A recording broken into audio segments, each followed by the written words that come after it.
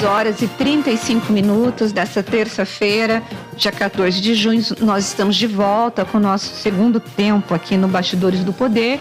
E neste momento nós vamos entrevistar o senador José Aníbal. Bom dia, senador, bem-vindo ao Bastidores do Poder. Bom dia, Rose. Obrigado pelo convite. Prazer estar falando com você, com a Zezé de Lima e com os telespectadores e ouvintes da Band Campinas. Obrigada. Bom, senador, vamos começar com um assunto quente aí do Senado. Ontem aprovou com uma ampla margem o texto base do projeto que vai criar o teto para o ICMS sobre combustíveis, energia, telecomunicações e transporte coletivo. E limitando aí o imposto a 17% para esses setores nos estados, e isso está criando uma série de divergência com os governadores. O senhor votou favorável, a gente estava dando uma olhada aqui na votação, foram 13 votos contrários. Esse projeto, ele tem um cunho eleitoreiro, obviamente, mas ele também é necessário, na sua opinião, por conta desse preço nas bombas, principalmente do combustível. Como que o senhor está vendo essa proposta? Rose, em primeiro lugar, eu não estou no Senado neste momento. O senador José Serra voltou a assumir o mandato. Mas, de qualquer maneira, eu tenho acompanhado muito isso. Eu apresentei uma emenda no projeto em dezembro, quando já se discutia atenuar o impacto do aumento do preço dos combustíveis, do botijão de cozinha, de gás, e eu propus que essa, vamos dizer assim, combinação tivesse como componente fundamental os dividendos que a Petrobras entrega para o governo federal.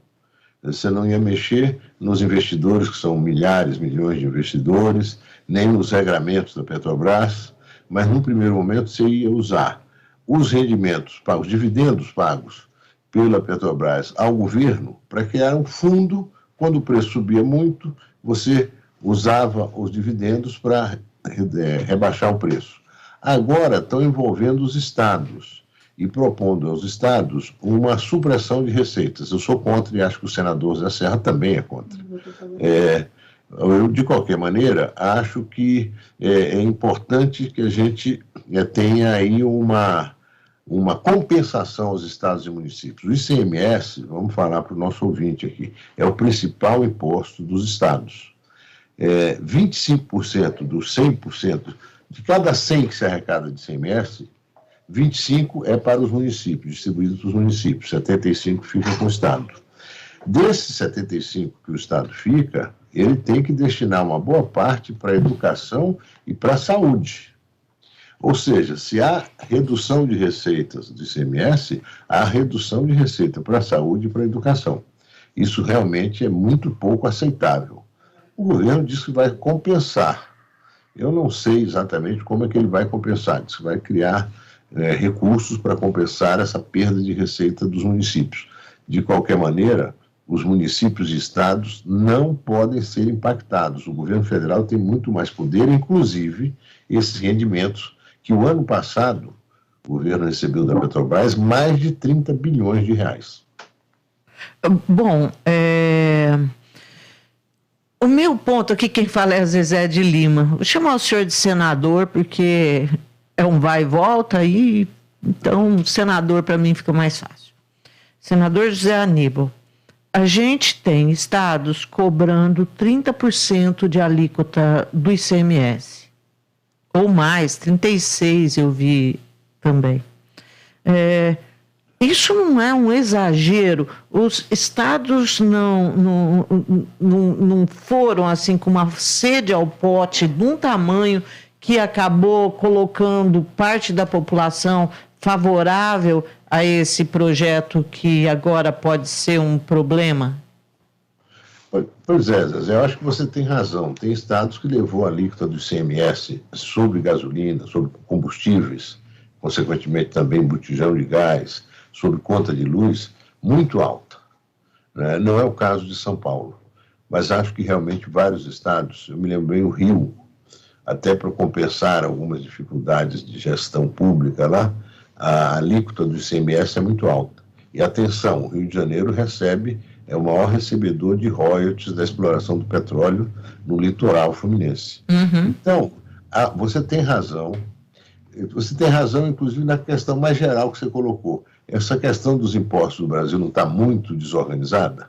Quer dizer, o ICMS não se presta muito à guerra fiscal entre os estados, há estados cobrarem muito mais do que seria razoável.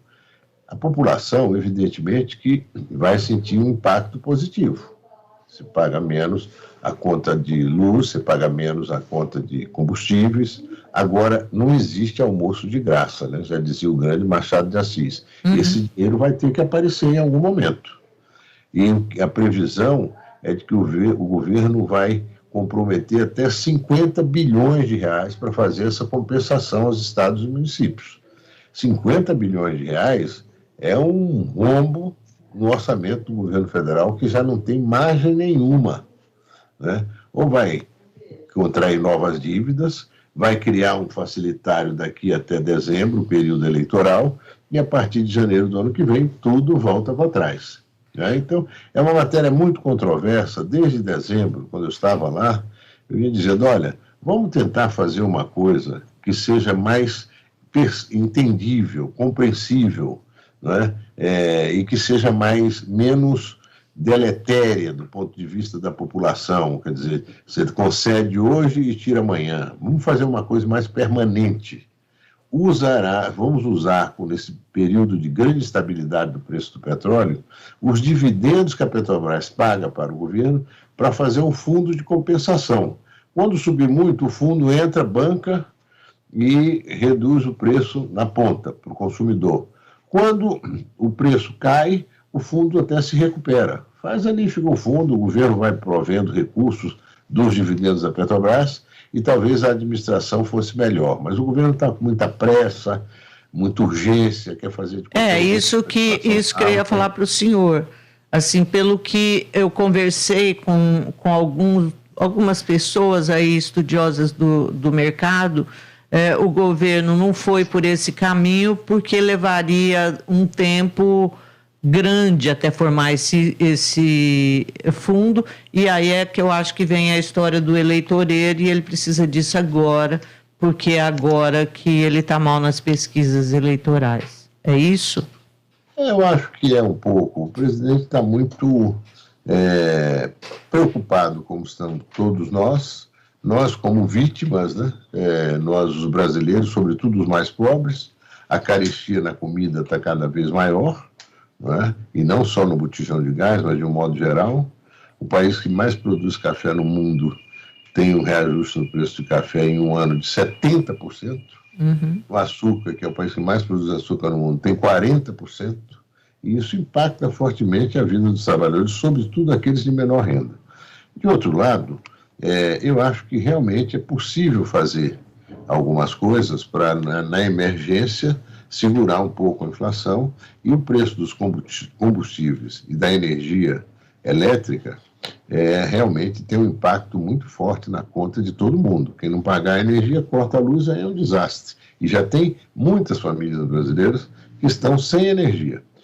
Voltando ainda ao projeto, eu falei que o Serra votou contra. O Serra votou a favor porque o governo se comprometeu a corrigir... Eu vi que ele votou contrário, não votou?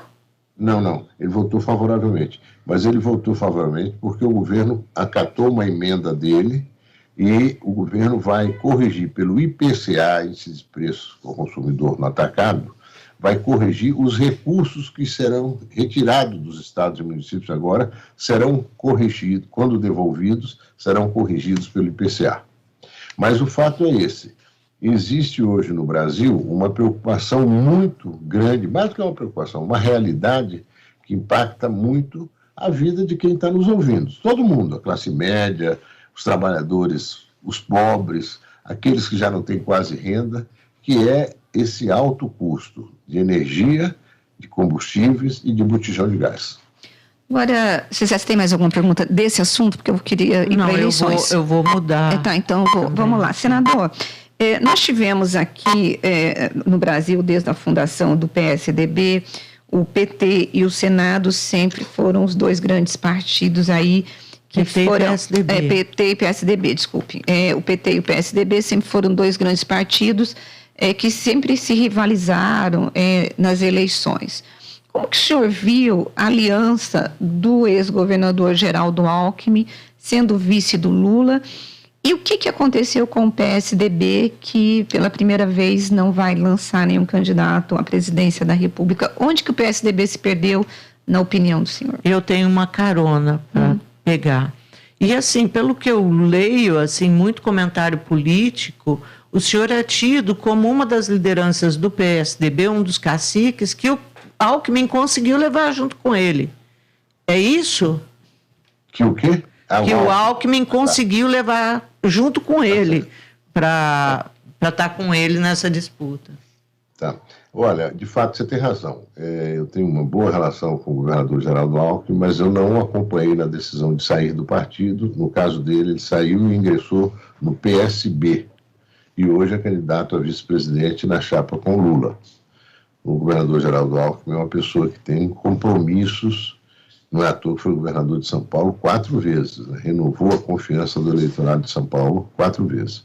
Mas o PSDB começou a sentir fortemente que estávamos numa situação de desigualdade na disputa eleitoral em 2018.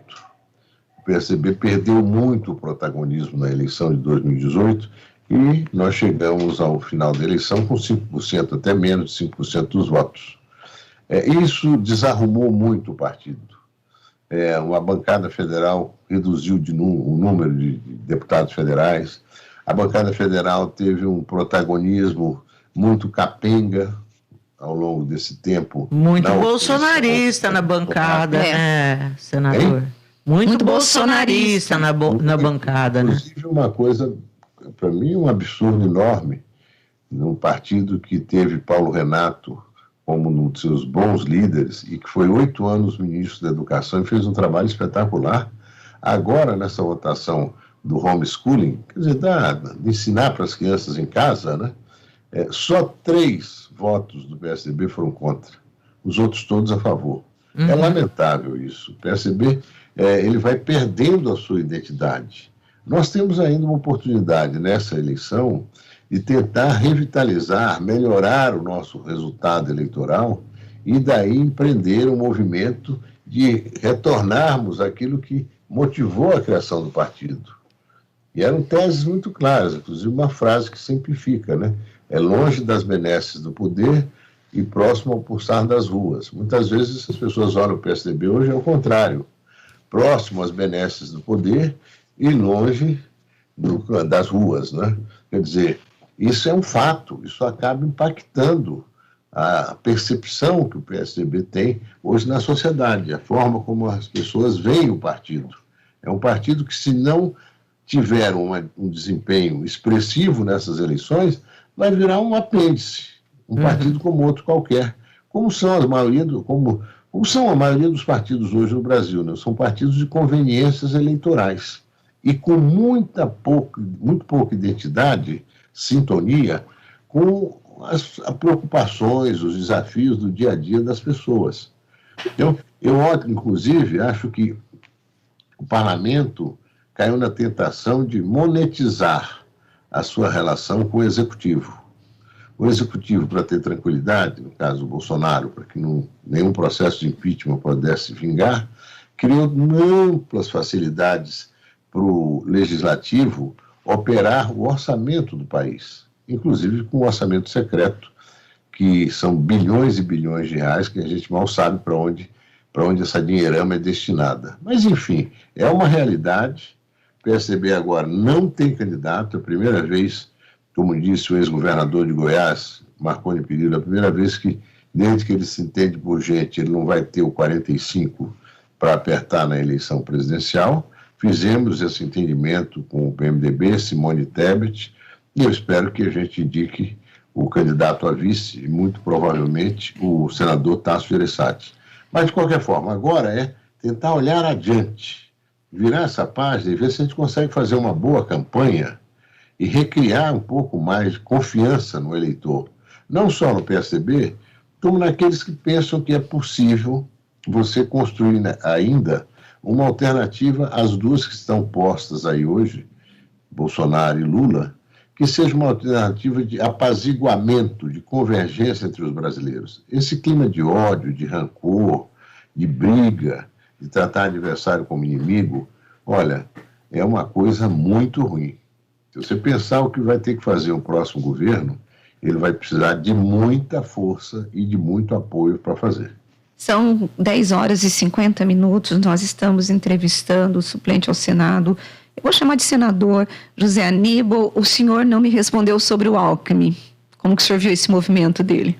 Olha, eu acho que é um movimento legítimo. Ele deixou de ter espaço no PSDB, o que é um absurdo, né? Para quem foi 4 vezes governador, 2 vezes candidato a presidente da República. Ele sentiu que os caminhos para ele avançar na atividade política dele dentro do PSDB estavam, ocupados, estavam travados, e fez essa opção audaciosa, né? Surpreendeu muita gente. Eu espero que ele, onde está, dê uma contribuição para aquilo que eu disse aqui, esse apaziguamento, essa convergência entre os brasileiros. Chega de divisão em torno a questões que têm a ver com comportamento.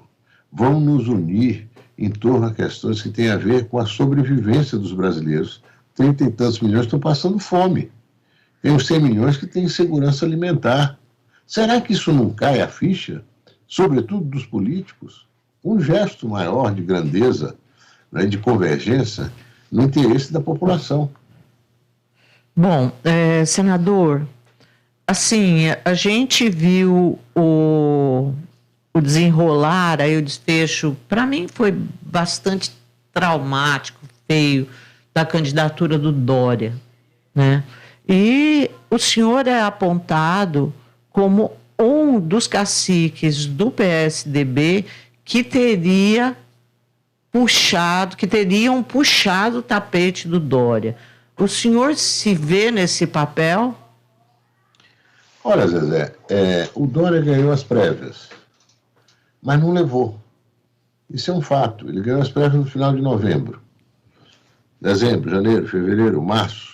4 meses depois, ele continuava no mesmo patamar de intenção de voto e, o que é pior, num aumento da rejeição. Cresceu a rejeição a ele, estabilizou a intenção de voto. Essa situação cria uma equação que não dá para resolver, não tem como resolver.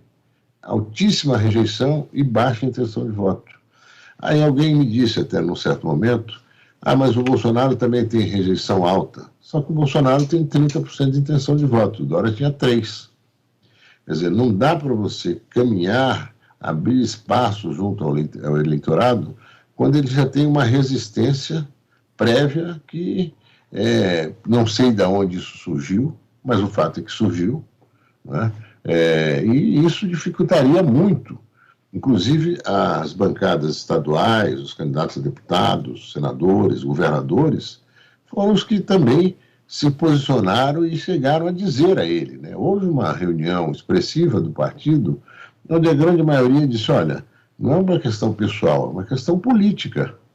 Com essa candidatura nós não estamos conseguindo evoluir. Eu era a favor de termos tido candidatura própria de qualquer forma. Finalmente a maioria decidiu fazer esse entendimento com o PMDB. Entendimento feito, vamos trabalhar agora, espero que o senador Tasso Gereissati decida assumir a candidatura a vice e ver se conseguimos, na campanha, né, que começa agora a tomar um pouco mais de velocidade, a gente construa credibilidade, confiança com essa chapa junto ao eleitor. Mas a Tebet também tem 2%. Então, mas a rejeição a ela também é baixa. Sim, mas, por exemplo, você tem aí uma polarização muito grande entre o Lula e o Bolsonaro. Ambos têm rejeições altas, mas têm intenções de voto também que os colocam em primeiro e segundo lugar. Agora, por outro lado, nós temos uma terceira via que não conseguiu, neste momento, pelo menos até neste momento, se colocar. A Tebet está com 2% da intenção de votos. Onde que o senhor acha que vocês vão conseguir trabalhar para poder viabilizar essa terceira via, que para todos os analistas políticos, para quase todos os jornalistas, cientistas, ela está morta, ela não vai conseguir se colocar até as eleições por conta dessa polarização? Olha, eu tenho aí um pressuposto. O fato é, Rose, que muitos eleitores não fizeram ainda opção de voto. Muitos eleitores dizem que podem mudar o seu voto. Eu acho que o que falta mesmo é essa opção. Agora, com essa convergência entre PMDB, PSDB, Cidadania, com a indicação de um vice como Tasso Gereissati, eu acho que a gente pode prospectar, trabalhar mais junto ao eleitor, dialogar mais, uma campanha mais nacional, do Acre ao Rio Grande do Sul, a candidata poder circular, declarar, se mostrar, não é? O vice ajudar também, que certamente vai ajudar. Tudo isso vai nos dar certeza ou não de que esse diagnóstico que fazemos, de que há um espaço para esse centro democrático, não é? Para esse centro que busca uma convergência para enfrentar esses grandes desafios que o Brasil tem, se esse espaço é real ou não. Se não for real, de fato, essa polarização vai se consumar. Mas eu acredito, e eu tenho circulado bastante, não é só da minha cabeça, eu tenho andado, tenho ido às cidades de São Paulo, tenho ido fora de São Paulo, pergunto às pessoas, e já ouvi muito isso. De fato, as pessoas, algumas até já têm posição, mas quando você até provoca um pouco a conversa, alguns até dizem, reconheço que as coisas estão muito tensas, muito carregadas, né? É preciso relaxar um pouco, é preciso pacificar um pouco. E aí, não é só por isso, é porque um candidato de centro democrático, ele pode construir um programa que nos ajude a sair desse buraco em que estamos, que nos ajude a tapar o buraco, que é a primeira coisa que você tem que fazer quando quer sair dele, não é? E construir uma base mais ampla e convergente, ainda que o ambiente esteja muito tensionado, políticas públicas que tenham atenção com recuperação do emprego, qualificação profissional, não é? Reinserir o Brasil no comércio internacional de uma forma mais altiva e não ideológica, né? Fazer o dever de casa e atender uma demanda permanente dos brasileiros, que é sistema de saúde e educação. Essa questão da educação, quando mencionamos a ICMS, me preocupa muito. Tirar dinheiro da educação no Brasil não faz o menor sentido. Um país que não qualifica, ele não disputa, ele não vai ter condições de ter competitividade, de ter condições de inovação, de empreender, de criar novos desafios para essa juventude. E nós temos 10 milhões de jovens que nem estudam, nem trabalham, entre 16 e 24 anos, que estão precisando de qualificação. Acho que isso é uma pedra de toque para sair dessa situação em que estamos. Bom, senador, duas questões. A primeira é como o senhor vê o Aécio Neves nessa história toda do PSDB. Bom, ele foi um dos caras que se juntou a vários outros, conseguiu com que o Dória abandonasse.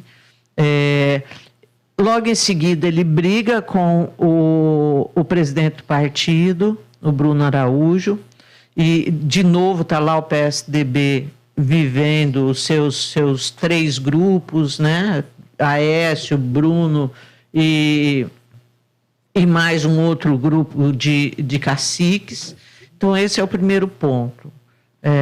E o outro o PSDB foi justamente uma cisão do MDB, né? Era tudo MDB e aí sai o PSDB porque não queria ter mais nada a ver com aquelas figuras ali, Zé Sarney e Diabo A4, que ficaram no PSDB. E isso, na época, teve muito a ver, inclusive, com o fato do Ulisses Guimarães, assim, ser um cara que ele era muito prestigiado, ele todos queriam que ele se candidatasse a presidente, o MDB disse que não, aí depois ele foi o candidato, mas aí já tinha havido a cisânia. Como é que o senhor vê tudo isso?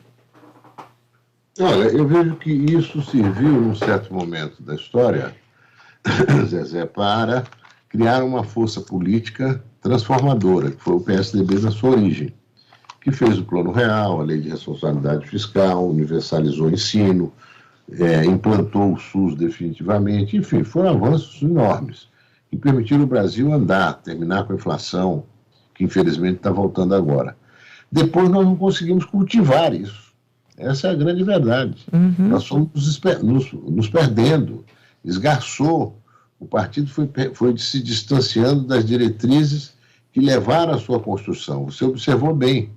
No texto original, a gente diz, olha, o PMDB, como está hoje, naquela época, em 88, ele não tem energia para fazer as mudanças que precisam ser feitas no Brasil. E agora nós voltamos e estamos apoiando uma candidata do MDB. A senadora Simone Tebet é uma pessoa diferenciada. Ela tem uma boa visão de diversidade, ela tem compromissos. As atuações dela no Senado foram sempre a favor das políticas públicas que interessam a população. Enfim, é muito presente. Mas a gente sabe que o MDB também é um partido que tem muitas divisões. O fato é que a política hoje está muito dividida. Por que está dividida? Porque está faltando conteúdo à política. Então, cada um é um. Esse excesso de recursos nas campanhas, esses orçamentos secretos, essas emendas, isso, aquilo, outro, tiram espaço para a discussão de política pública. O parlamentar, ele busca sua reeleição de qualquer jeito, a qualquer preço, falando claramente, e descompromissado de políticas públicas. É preciso que haja uma regeneração da política. O Brasil hoje é um país que está muito desorganizado, e na política não é diferente. A política devia servir a procurar criar condições para tirar o Brasil do buraco. A política hoje no parlamento é praticada como um anexo do executivo.